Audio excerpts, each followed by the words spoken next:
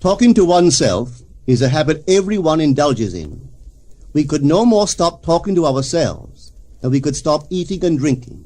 All that we can do is control the nature and the direction of our inner conversations. Most of us are totally unaware of the fact that our inner conversations are the causes of the circumstances of our life. We are told that as a man thinketh in his heart, so is he. But do we know that man's thinking follows the tracks laid down in his own inner conversations? To turn the tracks to which he is tied in the direction in which he wants to go, he must put off his former conversation, which is called in the Bible the old man, and be renewed in the spirit of his mind. Speech is the image of mind. Therefore, to change his mind, he must first change his speech. By speech is meant those mental conversations we carry on with ourselves. The world is a magic circle of infinite possible mental transformations, for there are an infinite number of possible mental conversations. When man discovers the creative power of inner talking, he will realize his function and his mission in life. Then he can act to a purpose. Without such knowledge, he acts unconsciously. Everything is a manifestation of the mental conversations which go on in us without our being aware of them. But as civilized beings, we must become aware of them and act with a purpose. A man's mental conversations attracts his life. As long as there is no change in his inner talking, the personal history of the man remains the same. To attempt to change the world before we change our inner talking is the struggle against the very nature of things. Man can go round and round in the same circle of disappointments and misfortunes, not seeing them as caused by his own negative inner talking, but as caused by others. This may seem far-fetched, but it is a matter which lends itself to research and experiment. The formula the chemist illustrates is not more certainly provable than the formula of this science by which words are clothed in objective reality. One day a girl told me of her difficulties in working with her employer. She was convinced that he unjustly criticized and rejected her very best efforts. Upon hearing her story, I explained that if she thought him unfair, it was a sure sign that she herself was in need of a new conversation piece. There was no doubt but that she was mentally arguing with her employer, for others only echo that which we whisper to them in secret. She confessed that she argued with him mentally all day long. When she realized what she had been doing, she agreed to change her inner conversations with her employer. She imagined that he had congratulated her on her fine work, and that she, in turn, had thanked him for his praise and kindness. To her great delight, she soon discovered that her own attitude was the cause of all that befell her. The behavior of her employer reversed itself. It echoed, as it had always done, her mental conversations with him. I rarely see a person alone without wondering to what conversation piece is he tied. On what mysterious track is he walking? We must begin to take life consciously, for the solution of all problems lies just in this. The second man, the Lord from heaven in all of us, is trying to become self-conscious in the body, that he may be about his Father's business. What are his labors? To imitate his Father, to become master of the Word, master of his inner talking, that he may mold this world of ours into a likeness with the kingdom of love. The prophet said, "Be ye imitators of God as dear children." How would I imitate God? Well, we are told that God calls things that are not seen as though they were seen, and the unseen become seen. This is the way the girl called forth praise and kindness from her employer. She carried on an imaginary conversation with her employer from the premise that he had praised her work, and he did. Our inner conversations represent in various ways the world we live in. Our individual worlds are self-revelations of our own inner speech. We are told that every idle word that men shall speak, they shall give account thereof. For by their words they shall be justified, and by their words they shall be condemned.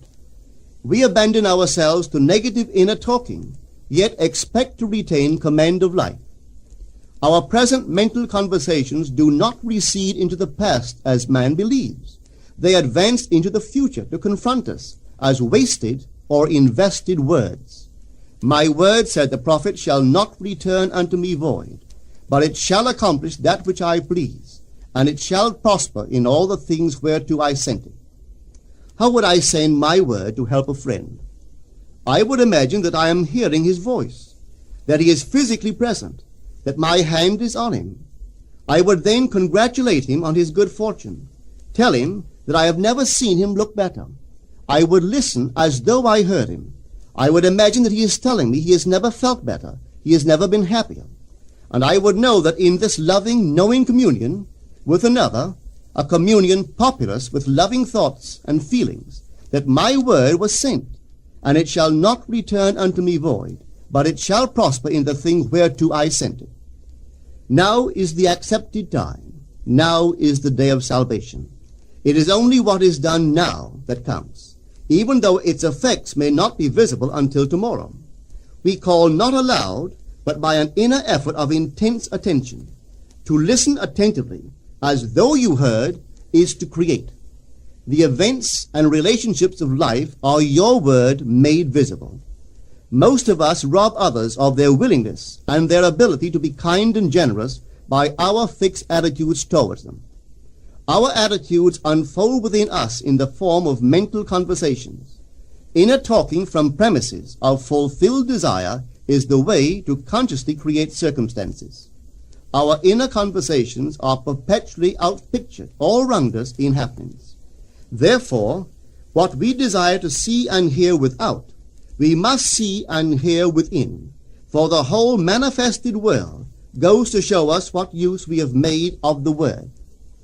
If you practice this art of controlled inner speaking, you too will know what a thrill it is to be able to say, and now I have told you before it come to pass, that when it is come to pass, ye might believe. You will be able to consciously use your imagination to transform and channel the immense creative energies of your inner speech from the mental, emotional level to the physical level. And I do not know what limits, if any, there are to such a process. What is your aim? Does your inner talking match it? It must, you know. If you would realize your aim, for as the prophet asked, can two walk together except they be agreed? And of course the answer is no, they cannot. The two who must agree are your inner conversation and the state desired. That is, what you desire to see and hear without, you must see and hear within. Every stage of man's progress is made by the conscious exercise of his imagination, matching his inner speech to his fulfilled desire. As we control our inner talking, matching it to our fulfilled desires, we can lay aside all other processes. Then we simply act by clear imagination and intention. We imagine the wish fulfilled and carry on mental conversations from that premise. The right inner speech is the speech that would be yours were you to realize your ideal. In other words, it is the speech of fulfilled desire. Now you will understand how wise the ancient was when he told us in the Hermetica, there are two gifts which God has bestowed upon man alone, and on no other mortal creature. These two are mind and speech, and the gift of mind and speech is equivalent to that of immortality. If a man uses these two gifts rightly, he will differ in nothing from the immortals. And when he quits his body, mind and speech will be his guides, and by them he will be brought into the troop of the gods and the souls that have attained to bliss. With the gift of mind and speech, you create the conditions and circumstances of life. In the beginning was the Word, and the Word was with God, and the Word was God. The Word, said Hermes, is Son, and mind is Father of the Word. They are not separate one from the other, for life is the union of word and mind. You and your inner talking or word are one. If your mind is one with your inner conversation, then to be transformed in mind is to be transformed in conversation. It was a flash of the deepest insight that taught Paul to write, put off the former conversation, the old man, which is corrupt, and be renewed in the spirit of your mind. Put on the new man. Put on the new man, and be renewed in the spirit of your mind, is to change your inner conversation, for speech and mind are one. A change of speech is a change of mind.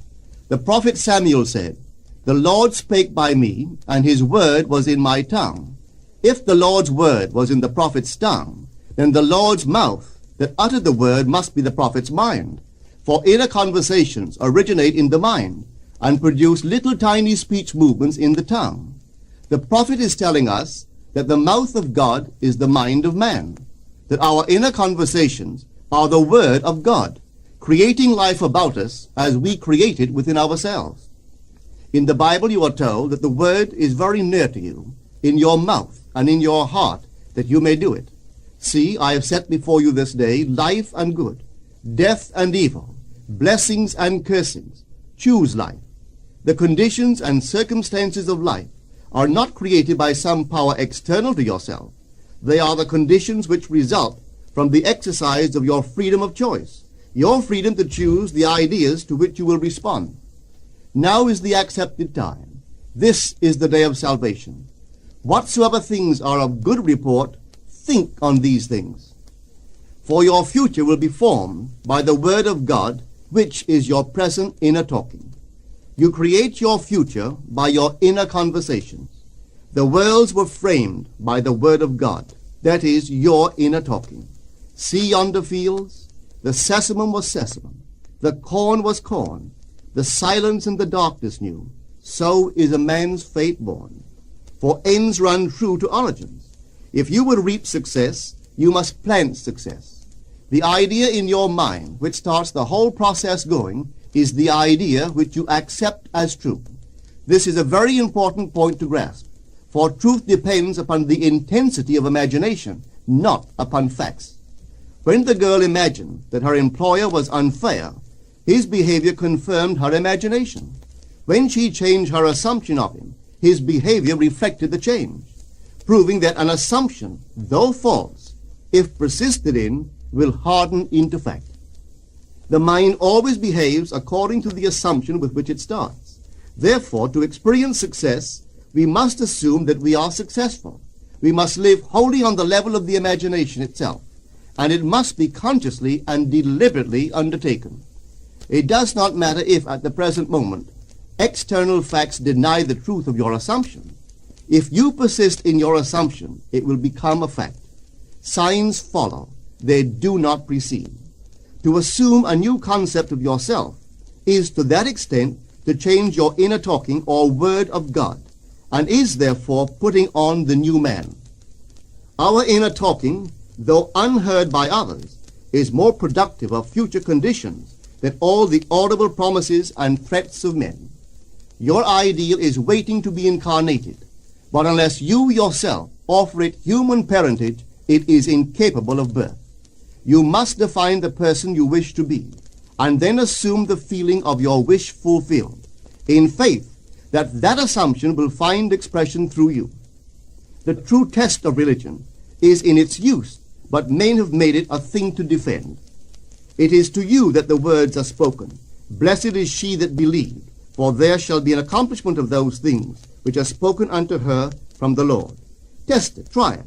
Conceive yourself to be one that you want to be, and remain faithful to that conception. For life here is only a training ground for image making. Try it and see if life will not shape itself on the model of your imagination. Everything in the world bears witness of the use or misuse of man's inner talking.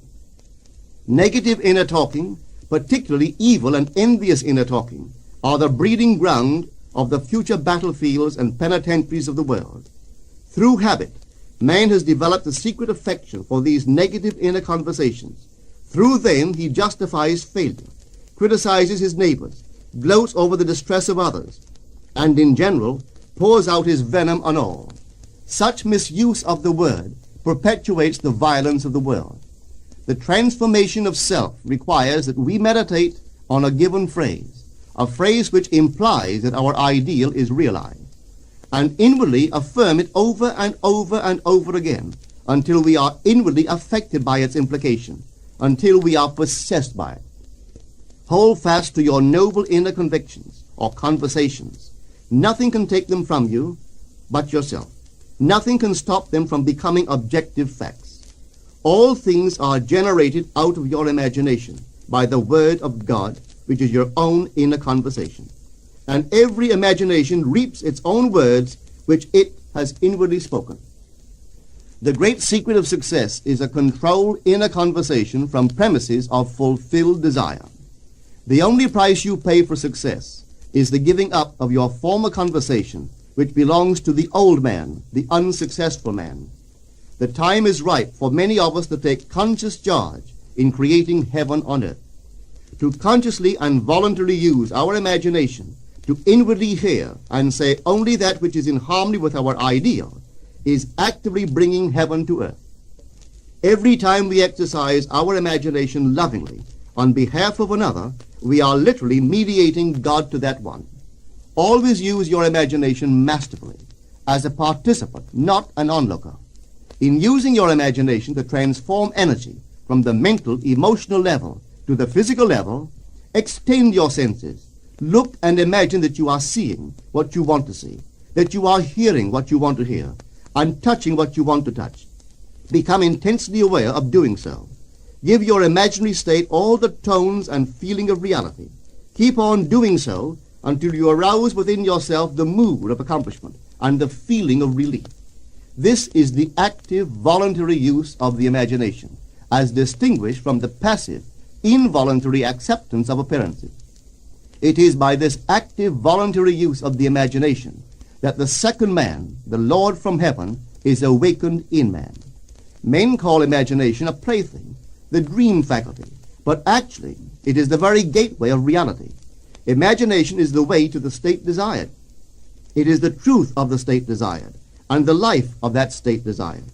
Could you realize this fully, then would you know that what you do in your imagination is the only important thing. Within the circle of our imagination, the whole drama of life is being enacted over and over again. Through the bold and active use of the imagination, we can stretch out our hand and touch a friend 10,000 miles away and bring health and wealth to the parched lips of his being. It is the way to everything in the world. How else could we function beyond our fleshly limitations? But imagination demands of us a fuller living of our dreams in the present. Through the portals of the present, the whole of time must pass. Imagine elsewhere as here, and then as now. Try it and see. You can always tell if you succeeded in making the future dream a present fact by observing your inner talking. If you are inwardly saying what you would audibly say, were you physically present and physically moving about in that place, then you have succeeded. And you could prophesy from these inner conversations and from the moods which they awaken within you what your future will be. For one power alone makes a prophet, imagination, the divine vision. All that we meet is our word made visible, and what we do not now comprehend is related by affinity to the unrecognized forces of our own inner conversations and the moods which they arouse within us. If we do not like what is happening to us, it is a sure sign that we are in need of a change of mental diet. For man, we are told, lives not by bread alone, but by every word that proceeds from the mouth of God. And having discovered the mouth of God to be the mind of man, a mind which lives on words or inner talking, we should feed into our minds only loving, noble thoughts. For with words or inner talking we build our world. Let love's lordly hand raise your hunger and thirst to all that is noble and of good report, and let your mind starve ere you raise your hand to a cup love did not fill, or a bowl love did not bless, that you may never again have to say, "What have I said? What have I done?" O all-powerful